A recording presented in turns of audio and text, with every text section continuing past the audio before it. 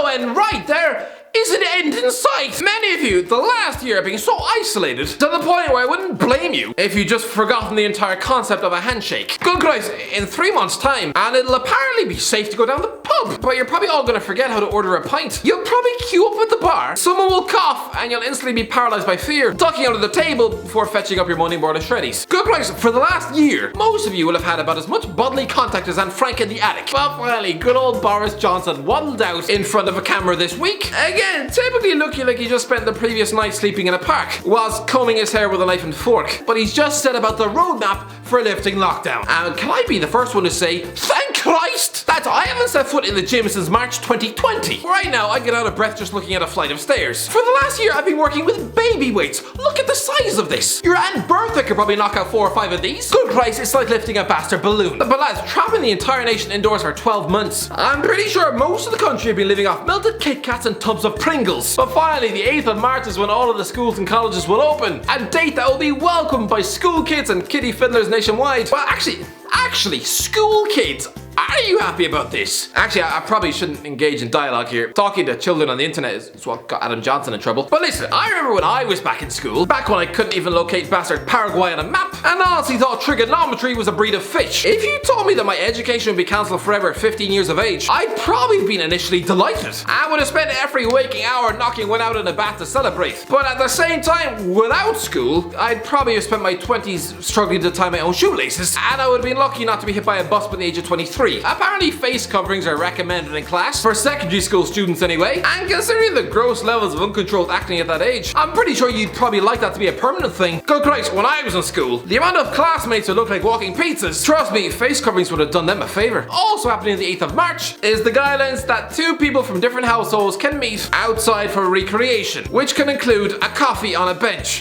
Coffee on a bench. So clearly the UK government are so out of touch with reality that they seem to think everyone's leisure activities were pulled straight from mid-2000s hipster rom-coms. Coffee on a bench, I'm sorry. Do any of us look like we live in bastard Paris? Hands up. How many of you have been waiting for lockdown to end so you can have a coffee on a public bench? I don't know about you, but most of the public benches near my house, and by house I mean hole in the ground, most of them are filled with sleeping homeless men. And sitting on one of them with a cup of coffee in your hand is a surefire way to suffer second-degree burns. What else? Weddings can be attended by up to 6 people? I'm sorry, but I don't understand this. What is the point of having a wedding if only 6 people can attend? Surely if you're engaged to be married, just push it back until your extended family can come. I mean, what is the rush? Does anyone really want the happiest day of their lives to be attended by one parish priest who may or may not have come straight from romancing the local altar boy, and then maybe a parent from each family stuck in the aisles? Good Christ, the church is going to be so empty. The place would resemble a modern-day Nickelback concert. I mean, I refuse to believe any living man, woman, or child who was born after 1996 knows who or what they even were. But still, lockdown rules after the 8th of March consist of staying at home, only to leave for work, essential shopping, yada yada. Exercise is allowed outdoors once a day in your local area. And yes, that means you, Tubby. Yes, the people who've had their hands permanently wedged in a box of Jaffa cakes since 8 AM this morning. Good Christ, stick down the waffles, put away the bottle of Fanta Orange, and go for a bastard run. So then, moving on to the 29th of March, people will then be allowed to meet outside, either with one household or within the rule of 6, including in private gardens. And then the big one, outdoor sports facilities will be able to open. But critically, grassroots football. Good Christ, after a year of stop-start Sunday League, honestly, I can tell you my ankles are about as rusty as a nun's vagina. Good Christ, the next time I attempt a step over, I'll probably wind up spending the night in a hospital bed. So then, stage 2.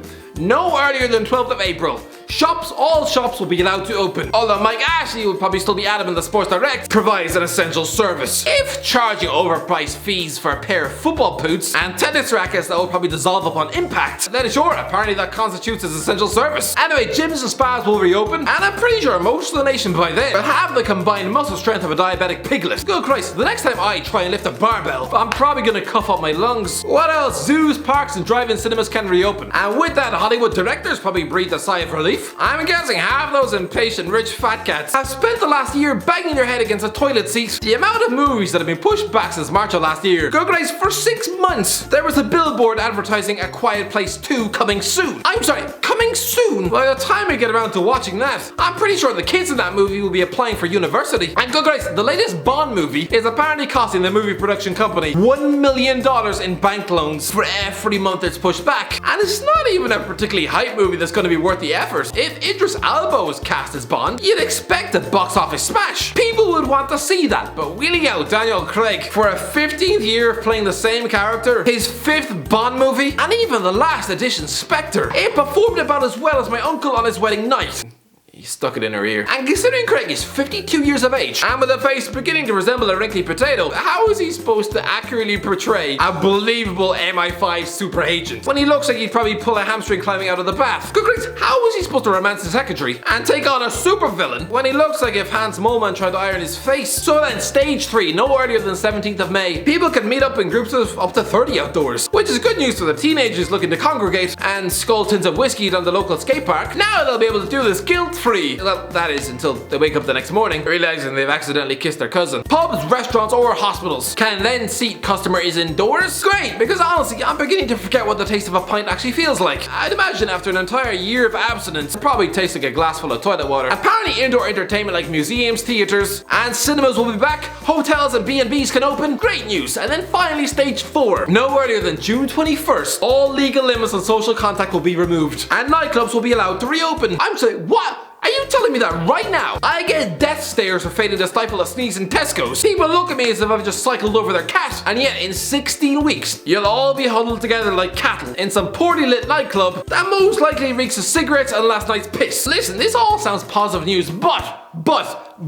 this is the treat being dangled above our heads. Providing the vaccine program continues to go to plan, the infection rates don't risk a surge in hospital admissions, and variants don't come in to ruin everyone's fun. So listen, this sounds like great news. It really does, but good Christ, we are not there yet, so just keep up the good work, and then hopefully we'll soon be able to get professional haircuts. Because honestly, look at the state of this. This is the most pathetic bush I've seen since the 43rd President of America.